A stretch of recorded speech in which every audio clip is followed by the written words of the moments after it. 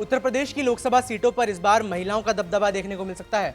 लोकसभा में सबसे ज्यादा सांसद उत्तर प्रदेश से आते हैं। 60 चरणों के चुनाव में यूपी की जनता अपने 80 प्रतिनिधियों यानी 80 सांसदों को चुनेगी और दावेदारी की इस रेस में इस बार कई महिलाएं भी हैं।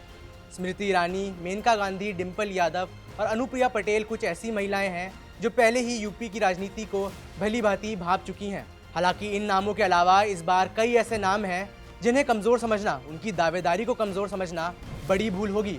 समाजवादी पार्टी ने मुरादाबाद से रुचि वीरा को टिकट दिया है तो कैराना से इकरा हसन को मैदान में उतारा गया है।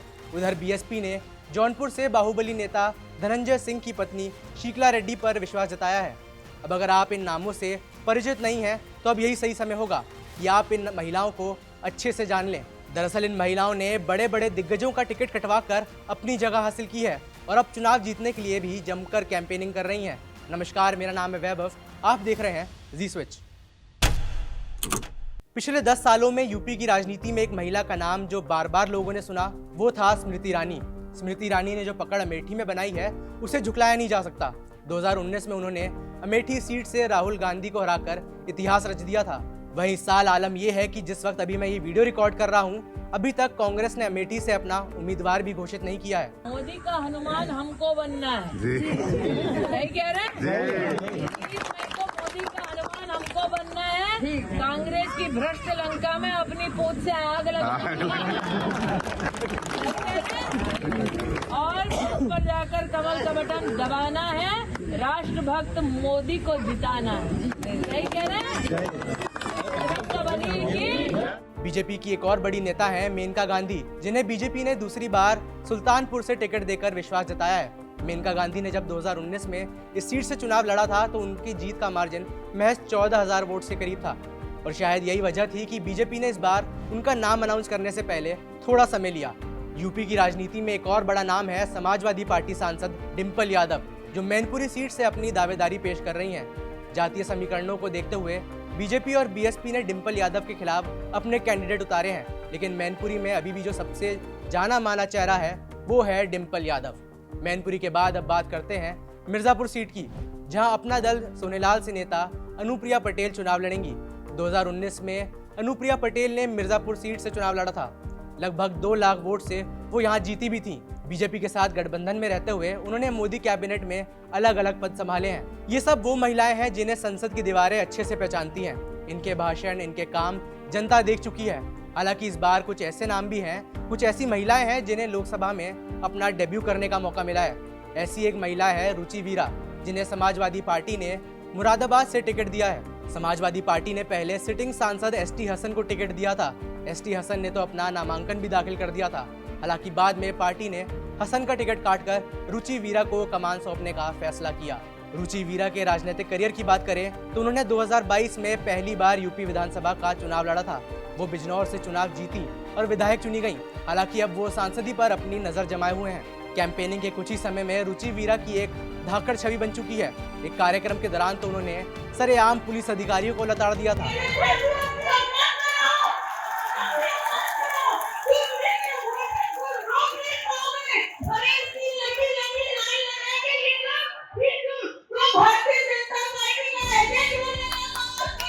समाजवादी पार्टी की एक और नेता जो इस वक्त चर्चाओं में है उनका नाम है इकरा हसन, जिसे पार्टी ने कैराना से उम्मीदवार घोषित किया है। इकरा हसन कैराना से ही एसपी विधायक नाहिद हसन की बहन है। उनकी मां तब्बुसुम हसन और उनके पिता मुनव्वर हसन दोनों पहले सांसद रह चुके हैं। इकरा हसन ने लंदन की यूनिवर्सिटी से लॉ की पढ़ाई की है। वहीं वापस भारत आने के बाद वो सपा की कैराना लोकसभा प्रभारी हैं। यहाँ आपको मैं ये याद दिला दूं कि इंडिया अलायंस के तहत सपा और कांग्रेस ने सीट शेयरिंग पर सहमति बनाई थी।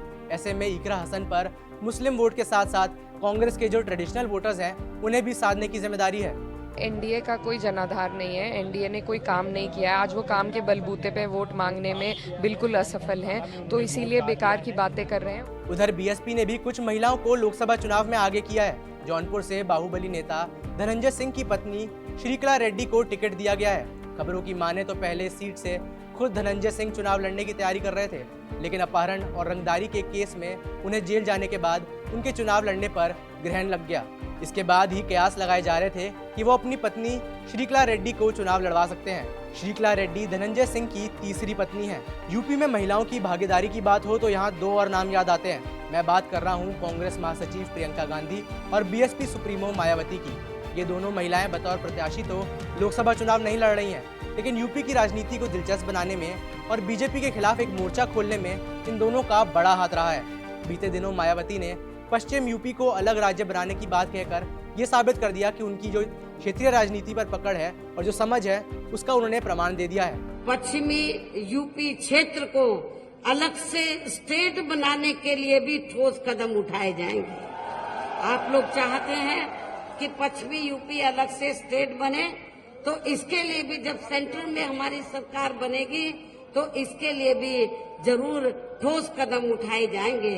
वही प्रियंका गांधी जो यूपी बेल्ट में ताबड़तोड़ रैलियां निकाल रही हैं, उससे कई लोगों का मानना है कि ये एक गेम चेंजर साबित हो सकती हैं। मैं सोचा मैं सुनूं मोदी जी क्या कह रहे हैं, तो भाषण ढूंढा उनका इंटरनेट पे, खोला, सुनने लगी। मैंने देखा उत्तराखंड का भाषण होना चाहिए, मैंने सोचा चलो देखते हैं क्या कह रहे हैं मोदी जी। 5 मिनट भाषण सुना तो सच्चाई यह है कि मैंने सोचा मुझसे कोई गलती हो गई है, ये पिछले चुनाव का भाषण दे रहे हैं। नहीं, सच बात है। तो मैंने तारीख देखी कि भाई गलती तो नहीं होगी, पिछले चुनाव का उत्तराखंड का कोई भाषण खोल दिया होगा, लेकिन वो तो अभी 2 दिन पहले ऋषिकेश का भाषण था। बात वो वही कह रहे थे जो 5 साल पहले कह रहे थे। संसद में महिलाओं की भागीदारी बढ़ाने को लेकर हर बार चर्चा होती है। यूपी में किसी भी प्रदेश के मुकाबले सबसे ज्यादा 80 सांसद लोकसभा पहुंचते हैं। अब 2024 में इन 80 में कितनी महिलाएं होंगी, ये देखने वाली बात होगी। यूपी की राजनीति और उसमें महिलाओं की भागीदारी को लेकर आपकी क्या राय है, ये हमें नीचे कमेंट्स में बताएं। मेरा नाम है वैभव, देखते रहिए जी स्विच।